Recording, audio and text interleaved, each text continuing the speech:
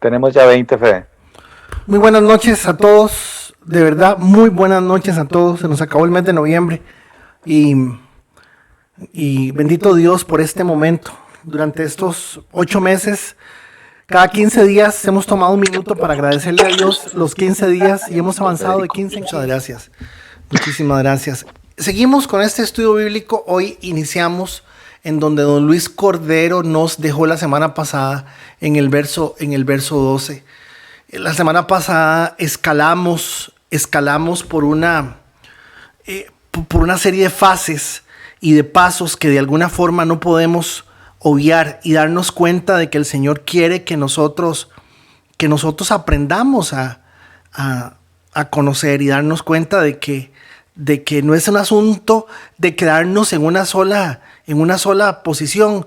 Y eso me gustó mucho porque don Luis le hizo mucho énfasis a la toma al asunto de la diligencia. Y una de las cosas que para mí fueron muy importantes en nuestro análisis del 5 al 11 de la semana pasada fue que pues mucha gente siempre tenemos una forma de decir, por ejemplo, pero es que yo le he puesto, yo me he esforzado, yo ahora con esto de las GTA, de las guías de trabajo de Ignacio en el colegio, hemos tenido que correr y hacer guías y correr y hacer de todo, y llega un punto en que me dice, papi, es que son muchas, y entonces yo le digo, papá, es que son varios factores, ¿verdad? Uno de ellos es hacer 74 guías el día de la noche anterior, ¿verdad? Y entonces se juntan muchas cosas y uno tiene la idea de que uno está haciendo una gran cosa, ¿verdad? Un gran esfuerzo, y la verdad es que lo que estamos tratando de darnos cuenta es que no nos podemos quedar simplemente en esa idea de la fuerza.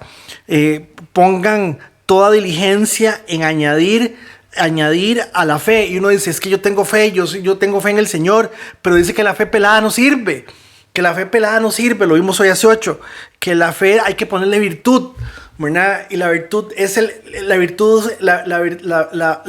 es cuando sustancialmente el valor se expresa, se manifiesta, se nota. Cuando usted llegue y dice, yo soy una persona muy servicial, bueno, si lo hace más de lo que lo dice, eso es una virtud. Si nadie más que usted lo dice y nadie se lo nota, pues eso no es una virtud. Dice, a la virtud no sirve quedarse siendo servicial y teniendo fe. Dice que tenemos que estudiar, que proponernos crecer. Nosotros somos la generación de la gente que le dijeron lea la Biblia y léase la Biblia en un año y léasela, y es cierto, es muy importante, pero no somos la generación de la gente que sencillamente le ha metido y le ha dado importancia al hecho de estudiar la palabra como tiene que ser, que de alguna forma no deja de ser importante. Entonces el conocimiento que hay no sirve. Hay que meterle el conocimiento dominio propio. También hay un proceso paralelo que tiene que darse en cada uno de nosotros, que tiene que funcionar. Queda eso ahí, no sirve tampoco. Tienen que, y pareciera como que hace más bien algo cíclico. Dice aplique paciencia, ¿verdad? Y a la paciencia, la palabra que está usando Reina Valera es piedad, ¿verdad? Y piedad en algunos casos también se puede entender como amor, y en ese sentido es importante que de alguna manera se pueda entender de eso. Perdonen un segundo, nada más, perdonen un segundo.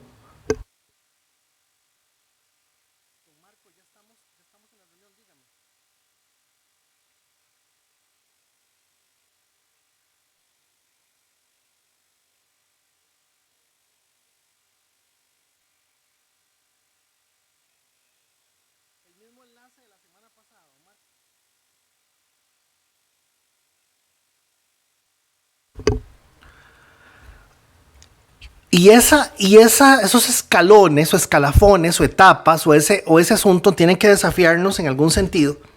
¿Me están escuchando? Sí. Sí, señor, fuerte y claro. tienen que desafiarnos en algún sentido para que genuinamente nos demos cuenta de que el Señor nos está llamando a una posición diferente. Ahora, el capítulo 1, damas y caballeros, nos prepara para el capítulo 2 y el capítulo 3. El capítulo 1 es un capítulo en donde casi que Pedro asume cosas muy claras. ¿Y por qué? Recordemos que Pedro muere en el año 67, más o menos uno o 2 años antes que el emperador Nerón. Por ahí anda el asunto. El último apóstol viene muriendo allá por el año 90. Entonces, en el año 101, casi que del 100 al año 300, no se sabe, no hay genuinamente, sí hay documentación, pero una gente dice que esta documentación es por este lado, y esta es por este lado, y esta es por este lado, y entonces del año 100 al año 300 es que genuinamente ya se da lo que es la participación del obispo de Roma, que es Constantino, en el año 300, creo que es en el 317. Ahora, sinceramente, gente, cuando uno se pone a pensar, lo que está haciendo Pedro es Pedro preparando a la gente y diciendo a la gente: prepárense porque a ustedes los van a revolcar. Lo que viene los siguientes 300 años, claro, el que sabe es el Espíritu Santo, no Pedro, ¿verdad? Lo que viene es durísimo, ¿verdad?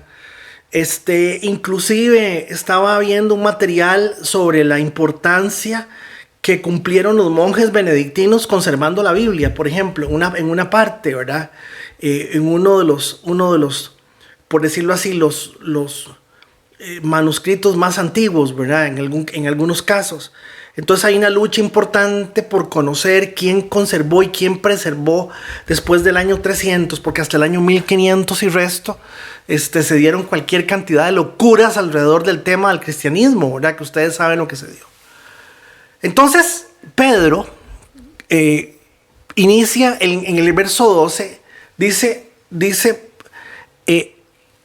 en la versión 60, esto es Reina Valera 95, dice en la 60, por esto,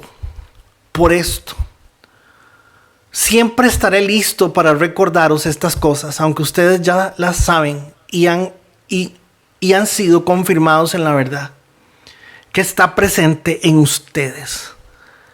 Noten qué interesante. Pedro empieza en la siguiente idea, después de que viene diciendo el conocimiento, agréguenle esto, y así que tengan todo listo, el conocimiento del Señor Jesucristo. Pero el que no tiene estas cosas es muy corto de vista, está ciego, habiendo olvidado la purificación de sus antiguos pecados. O sea, Pedro le dice a la gente: no se queden estancados, no nos quedemos estancados. Quedarnos estancados es un terrible error. Y eso es lo que esencialmente lo que está buscando Pedro que entendamos. Ahora, noten que dice: por tanto, por esto. En la versión Reina Valera dice por esto, siempre estaré listo para recordarles estas cosas. Aunque ustedes ya las saben. Pedro es judío, damas y caballeros. Pedro es un hebreo, es judío. Él crece en una tradición hebrea, judía, al punto tal de que esta gente a los 13 años manejaban 60 o 70 versículos, salmos, tienen un orden para aprendérselos. Y si estoy bateando, si no andan por el orden de 60, andan por un orden mayor. ¿Qué quiero decirles con esto? Que cuando Pedro dice que nos va a recordar estas cosas, aunque nosotros las sabemos, se está haciendo referencia a que la recordación, a que no se echen para atrás aunque estemos oyendo lo mismo. Hay gente que dice, es que siempre hablan de lo mismo, ¿verdad? Y uno siempre piensa por dentro, claro, siempre hablo lo mismo porque nunca cambias, ¿me entiendes? Entonces, es parte de lo que de alguna forma se está dando a entender con el tema de recordar estas cosas. Ahora, ¿cuáles cosas? ¿De qué está hablando Pedro? ¿Cuál es como decir la sinopsis del tema anterior? Uno, que somos salvos. Nosotros no somos cualquier cosa. Que la grandeza de la salvación es única. Que la salvación en sí misma tiene que producir en nosotros una seguridad. Y esa seguridad de la salvación no es un efecto en función de saber que ya cumplí con la tarea y ya hice las guías y ya hice lo que tenía que hacer. Y por lo tanto, Dios tiene que responderme. Hoy temprano una hermana me estaba diciendo que una persona... ella le contó que está pasando por un momento en que ha tenido que cuidar mucho la alimentación, que ha tenido que taca, que esto y lo otro. Y entonces esa persona le dijo, vea, métase en un ayuno de 3 días. El primer día toma agua, el segundo toma jugo y el tercero yo no sé qué le dijo. Y usted al tercer día se va a dar cuenta cómo Dios tiene que responderle. Eso no es cierto, gente. O sea, eso no es cierto. Dice que me le dijo, dígale a Dios que o me muero por el ayuno o me responde. Y eso no funciona de esa manera. Y la dicha de la salvación no descansa en las obras, pero sí descansa en las obras de Cristo. Nosotros no somos salvos por obras, pero sí somos salvos por las obras de Cristo. Y lo que nosotros tenemos que entender es que la grandeza de nuestra salvación no es por lo que Cristo es en nosotros, sino por lo que nosotros genuinamente somos en Él. Tenemos que entender si hemos sido salvados y que hay bendiciones colaterales con respecto a la salvación. Y una de las primeras bendiciones colaterales que hay con respecto a la salvación es tener conciencia de sí mismo, tener conciencia de qué estoy haciendo, tener conciencia de cómo estoy haciendo las cosas, tener alguna conciencia, tener algo que me diga a mí, caray, como que esto no está bien, como que esto no va por buen camino, esto lo pude haber hecho mejor, para decirlo bien humano. Pero noten hermanos, que el tema es un tema que hasta el mismo Pablo lo había planteado. Dice, por lo demás, hermanos, gócense en el Señor. A mí no me es molesto el escribirlo las mismas cosas, porque para ustedes es seguro. Y esencialmente cuando tenemos que entender el Evangelio, cuando tenemos que ver el Evangelio y tenemos que entenderlo, tenemos que darnos cuenta que es algo realmente muy sencillo. Es algo sencillamente muy, muy sencillo y que pareciera que no se quiere ver de esa forma. Ahora, desde el Antiguo Testamento, desde el Antiguo Testamento, el tema de repetir las cosas, dice, oye Israel, ese es el Shema. Oye Israel, el Señor nuestro Dios, el Señor uno es. Amarás al Señor tu Dios de todo tu corazón, de toda tu alma, con todas tus fuerzas. Ok. Entonces vean el 6. El 6.4 hace una afirmación. 6.4, 6.5. Escucha Israel, el Señor nuestro Dios, el Señor uno es. Dice que el Señor es uno. Dice que hay que amar al Señor con todo el corazón y con todas las fuerzas. Vean el 6. Dice, estas palabras que yo te mando hoy estarán siempre sobre tu corazón. Se las repetirás a tus hijos y les hablarás de ellas estando en tu casa y andando por el camino y al acostarte y cuando te levantes. Las atarás como una señal en tu mano y estarán como frontales en tus ojos. Las escribirás en los postes de tu casa y en tus puertas. O sea, a ver, hay 3 niveles. Y si alguien está tomando nota de esto, tomemos nota de esto, porque estas son las cosas que de alguna forma son claves. Hay 3 niveles. Estamos los que leemos la Biblia. Y que leemos la Biblia y decimos, qué lindo, qué bonito. Qué bonita. Qué bonito el animalito, qué bonito. Sí, leemos la Biblia como leer cualquier otra cosa. Luego estamos los que leemos la Biblia porque sabemos que la Biblia nos va a dar cierta sabiduría, ciertas cosas pero la Biblia es lo que me hace a mí simplemente mejorar. Es más, métase a YouTube o métase a Facebook y póngase y siéntese y analice las prédicas que están en este momento por todo lado y póngale atención, tome nota. Y lo que usted está oyendo es que se está usando la Biblia para mejorarlo a usted mismo. Luego hay un tercer nivel. Y el tercer nivel es cuando usted entiende que lo que Dios quiere es que usted sepa que el pensamiento de Dios que nos viene a través del texto escrito, Dios quiere que nosotros lo tengamos por encima de nuestro propio pensamiento. Y eso es lo que algunas veces la gente no entiende. Nuestro pensamiento queda sujeto, subordinado a la obediencia de Cristo. Lo que nosotros pensemos y nuestras buenas intenciones y la forma en que nosotros enfrentamos la vida. ¿Por qué? ¿Por qué razón? Bueno, Isaías 17:10 muy claramente le dice Dios a la gente: ¿por qué te olvidaste del Dios de tu salvación? Y no te acordaste de la roca de tu refugio. ¿Saben por qué? ¿Saben por qué? Primero, porque no vimos el riesgo. Y segundo, como me decía alguien un día de estos, me dice, lo último que hacemos es orar a Dios cuando estamos enfermos. Primero tomamos el montón de pastillas y que yo no tengo problemas en que la gente tome pastillas, pero primero hacemos un montón de cosas y por último buscamos a Dios. Y dice, te acordaste de la roca de tu refugio. ¿Por qué te olvidaste del Dios de tu salvación? Y en ese sentido, lo que Pedro está tratando de hacer es diciéndoles, yo voy a gastarme el tiempo que sea necesario para estarles recordando a ustedes estas mismas cosas. Entonces así inicia, regáleme un toque para que vean, dice que estas personas a las cuales son el destinatario de nuestra segunda carta, que son exactamente los mismos hermanos que están dispersos por Asia Menor, o sea, el resto de la iglesia que no necesariamente eran judíos,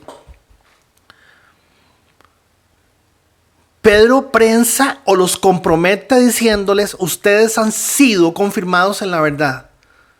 Ustedes han sido, esta es la continuación del verso 12, dice, y esas cosas, porque vosotros ya las sabéis, y habéis sido confirmados en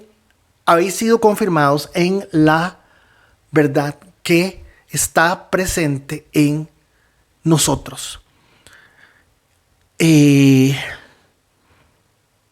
Cuando Dios dice algo, Dios quiere comunicarse con nosotros y enseñarnos a nuestro corazón y hablarnos de manera clara. Hermanos, Dios no va a ir por encima de lo que ya está escrito. Dios no se va a inventar nada nuevo, porque las cosas no son de esa manera. Pero sí noten que Pedro está asumiendo que usted entiende que para usted la verdad es común. Y ojalá me estén entendiendo, damas y caballeros, porque lo que es clave, lo que es aquí importantísimo, es que Pedro está partiendo de que tiene y que puede haber un desliz con relación a las cosas, pero que de fondo la gente está parada sobre la verdad.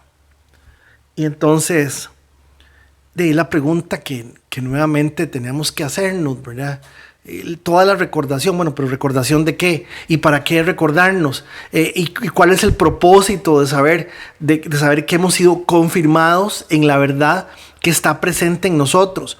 Por eso les digo, esa verdad presente no es una lectura bíblica, no es un mensajito de texto con ese famoso pasaje bíblico, ayúdate que yo te ayudaré. Y dice, qué belleza de pasaje me mandaron. Y en ninguna parte aparece en la Biblia, en ninguna parte aparece en la Biblia la sangre de Cristo me cubrirá. No aparece en ninguna parte. Pero estamos llenos de un montón de clichés y cosas que nos gustan porque creemos que suenan bien y suenan poderosas. Y lamentablemente, pues, yo quiero que entendamos que Pedro está partiendo de que la gran mayoría estamos entendiendo que estamos siendo confirmados y estamos entendiendo que el asunto es y partimos de la verdad. Verso 13. Dice, y considero justo, mientras esté en este cuerpo, dice la versión Reina Valera, en este tabernáculo, estimularlos. Ven qué interesante esa palabra. Estimularlos. Hay un material de un autor Higgins que se toma bastantes páginas para analizar esa palabra, estimularlos, ¿verdad? Y la verdad es que la traducción, es que no tengo una Reina Valera aquí, una 60. Déjenme un segundo nada más para ver. Un toquecito nada más.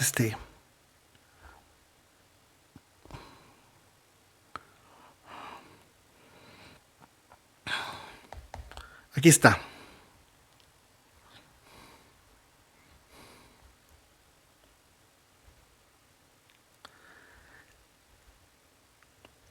La palabra que utiliza la traducción Reina Valera 95, estimularlos, vieran qué conflicto, ¿verdad? Yo cuando vi esa palabra, para mí es un conflicto, esa palabra es un conflicto. ¿Por qué? Porque para mí es contradictorio el tema de la estimulación, ¿verdad? La gente no se estimula, jamás, menos en esto.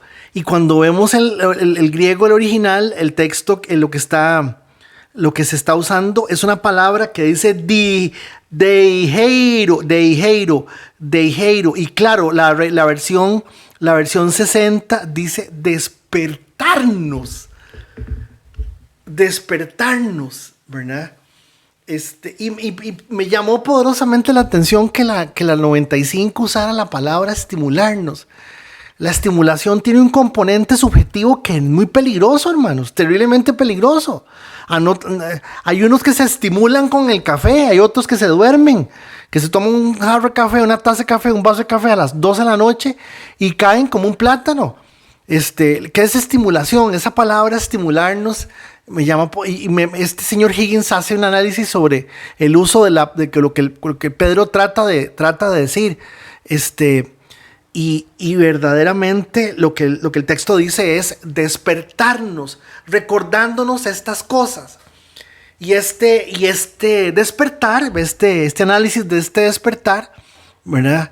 Dice que es porque temporalmente, refiriéndose al cuerpo como un tabernáculo, como una tienda de campaña, sabiendo que mi separación del cuerpo terrenal es inminente, tal como me lo ha declarado nuestro Señor Jesucristo. Tal y como me lo ha declarado nuestro Señor Jesucristo. El Señor le dijo, ¿verdad? Cuando estés mayor, Pedro, te van a extender los brazos y te van a llevar a otra parte. Y dice Juan que solamente porque Juan lo dice, es que se dice que se refiere al momento de la muerte de él, y es por eso que se dice de esa manera, porque Juan dice, porque eso es Juan 21, Juan dice, hermanos, Juan dice que es que él lo dice haciendo referencia a la forma en que iba a morir. Si usted lo lee, no parece eso, pero Juan lo está diciendo y por eso es que así se entiende y así murió.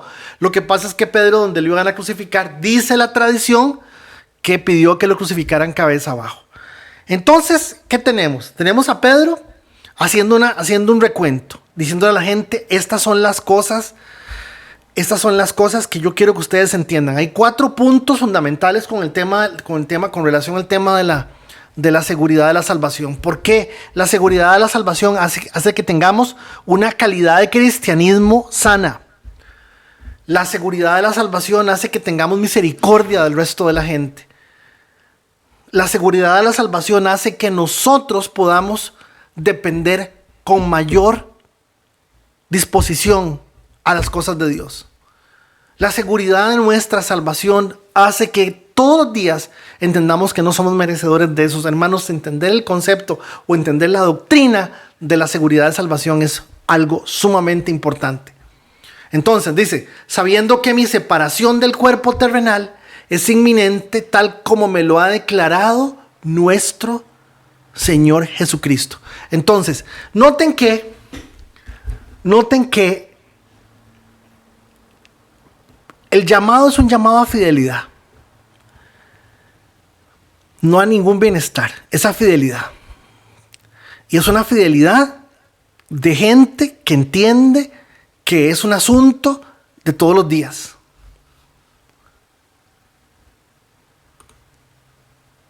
Dice Pedro, lo que yo les estoy diciendo, se los estoy diciendo porque yo me he ganado el derecho de decírselos.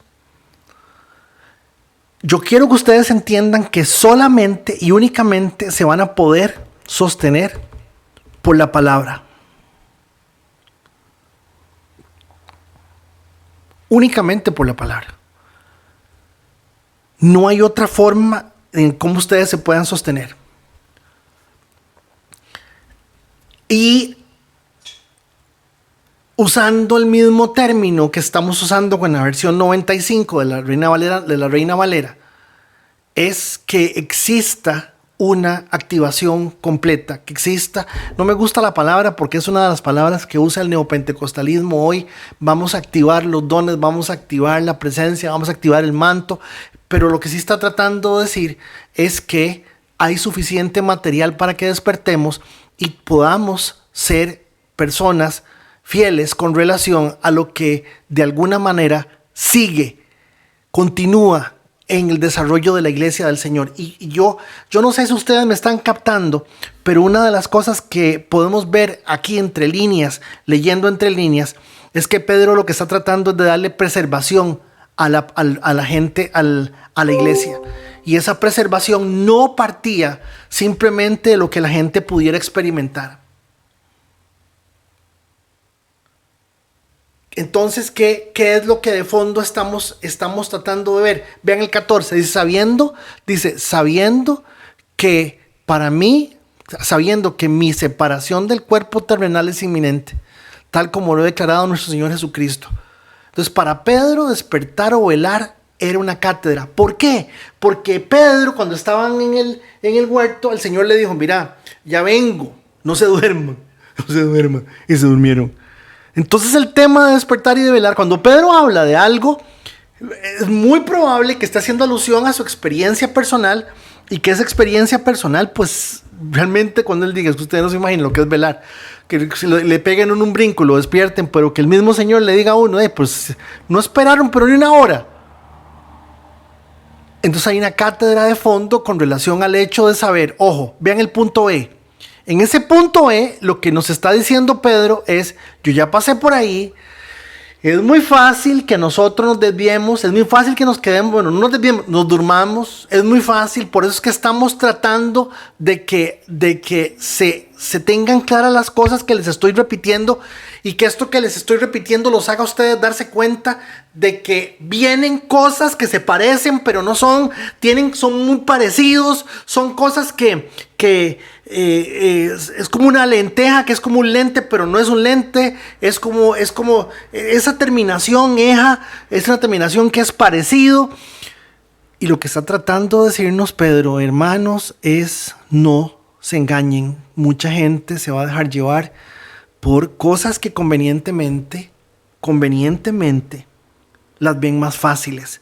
Y eso es lo que de alguna forma la gente quiere. La gente se quiere inventar sus propios métodos y formas, porque como así se hacen y uno está buscando a Dios y uno dice Dios y Jesús y así es la forma. Cuidado, porque yo quisiera que ustedes me entiendan que sí existe un fundamento, sí hay una doctrina, por eso estamos estudiando la persona de Dios. Eso tuvimos que haberlo hecho hace mucho tiempo. Haber estudiado la persona de Dios, haber estudiado Dios, quién es Dios y eso es, saben que estoy tomando nota de una cosa.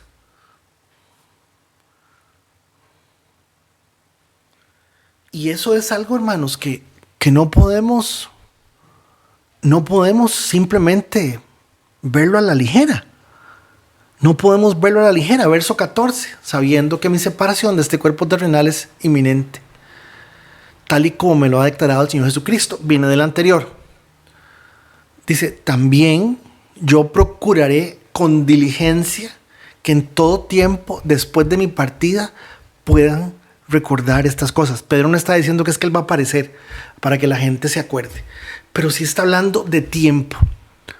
Dice, sabiendo que mi separación del cuerpo terrenal es inminente, tiempo, tal como me lo ha declarado el Señor Jesús. También yo procuraré con diligencia que en todo tiempo, después de mi partida, podamos recordar estas cosas. Y aquí Pedro está haciéndonos claros en función de cómo es que nosotros deberíamos de ver ese tiempo.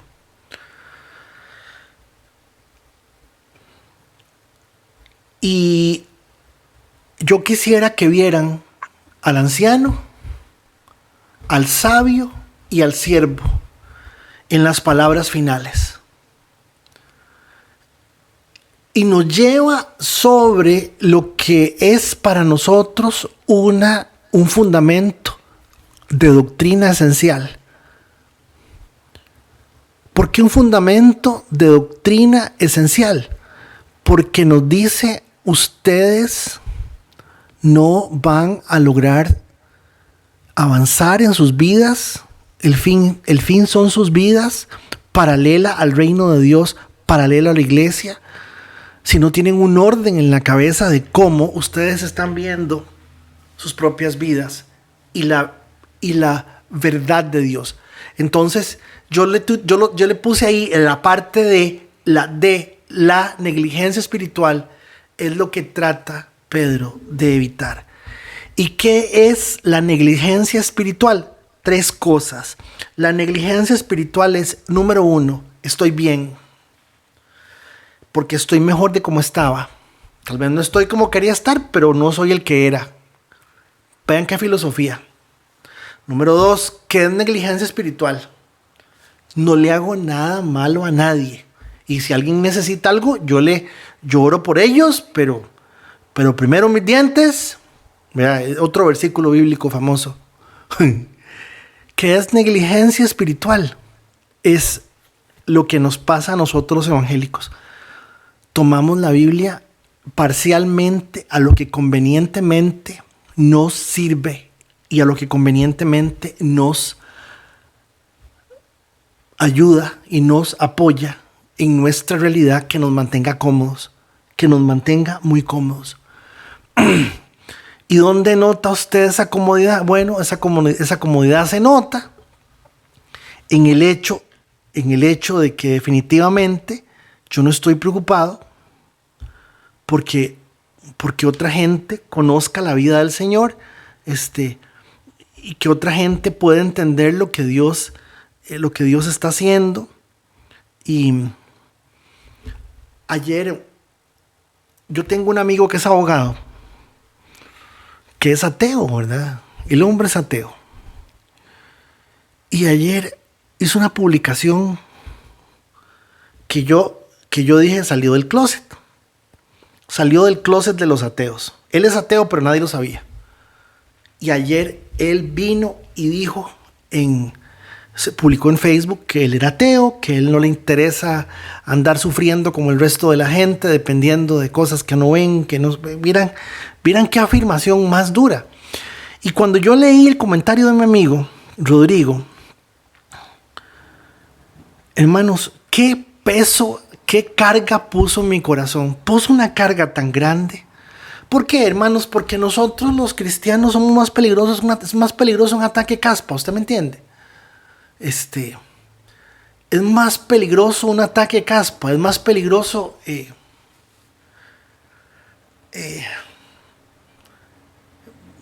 sinceramente es complicado tratar de hablarle a esto en un espacio tan corto, pero yo le respondí, yo le puse, la verdad sí agradezco tus palabras, ¿verdad? Porque me concientizan a mí de muchas cosas.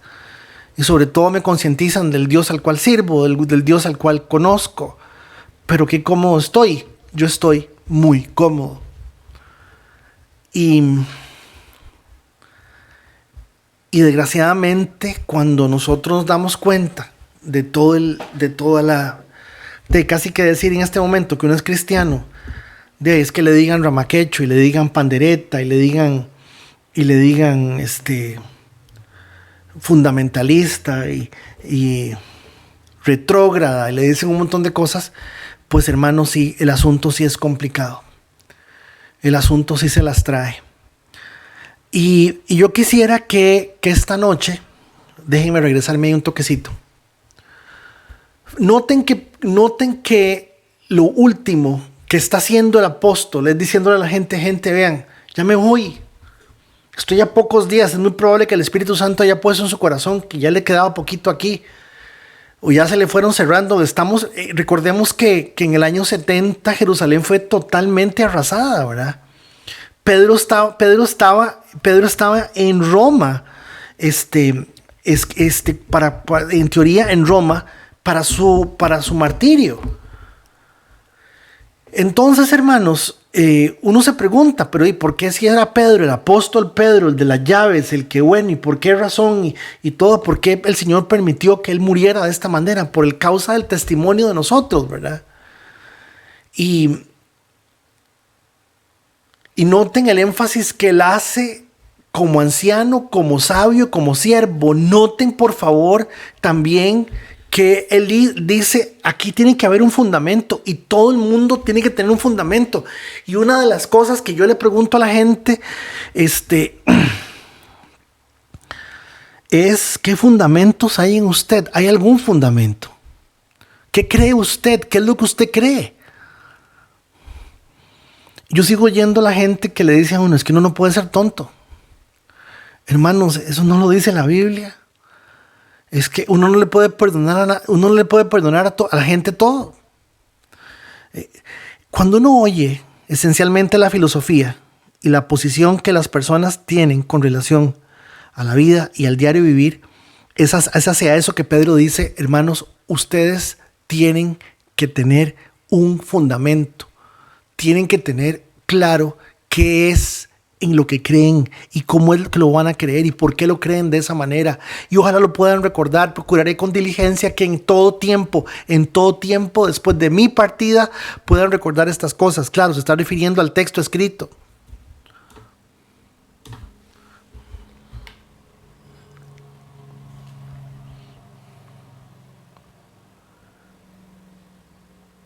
Y viene e introduce algo clave. Dice, porque cuando, dice un toquecito, porque yo lo estoy siguiendo aquí de otra forma.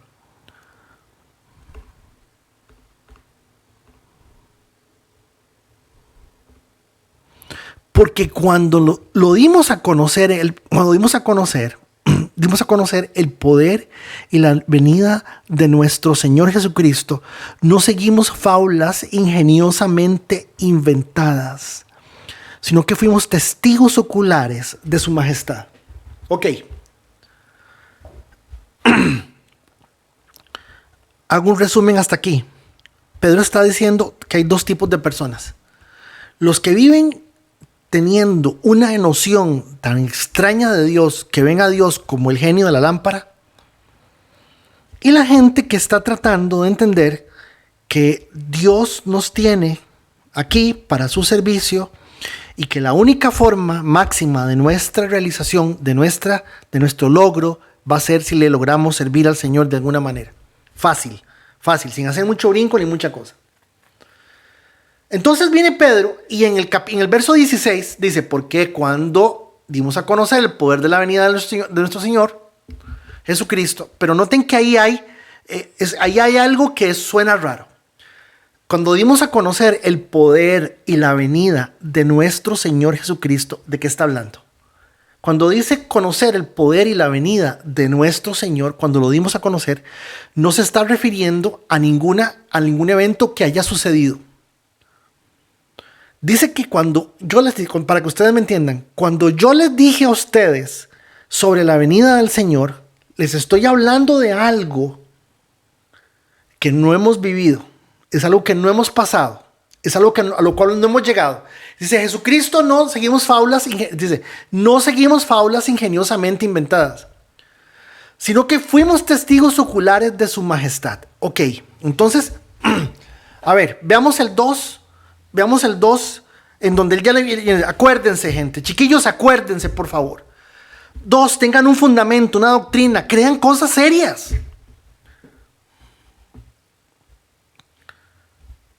Sepan contestarle a una persona que está pasando por un momento difícil, crítico en sus vidas. Sepan decirle a esa persona, no solamente, Dios tiene control de todo, es cierto. Dios va a hacer su voluntad, es cierto. Pero también es cierto decirle, y si nos toca enfrentar algo más duro que esto que estamos pasando, que tengamos la oportunidad de adorar a Dios en medio de lo que está sucediendo. Entonces ahí viene construyendo Pedro todo, pero le dice, porque acuérdense que cuando yo les hablé de la venida del Señor, yo no inventé las cosas, yo soy testigo de la gloria del Señor. ¿A qué se está refiriendo? Se está refiriendo que ninguna de las cosas que tienen que ver con la venida del Señor son o se dicen a la ligera. La venida del Señor es cuando Él venga por segunda vez. Sí, la venida del Señor cuando Él regrese ya por segunda vez. ¿Por qué? Porque hay cualquier cantidad de babosadas y fábulas ingeniosas inventadas. Yo siempre, cuando se habla del arrebatamiento, les he dicho, hay 5 teorías, 5 posiciones bien interesantes, de las cuales 2 son las más claras con relación al tema del arrebatamiento.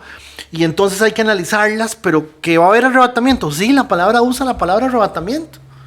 A no ser que la Biblia esté mintiendo. Entonces ahí inventan gente diciendo un montón de cosas. O simplemente vivimos de las fábulas de que Dios te va a prosperar, Dios te va a llevar a las naciones.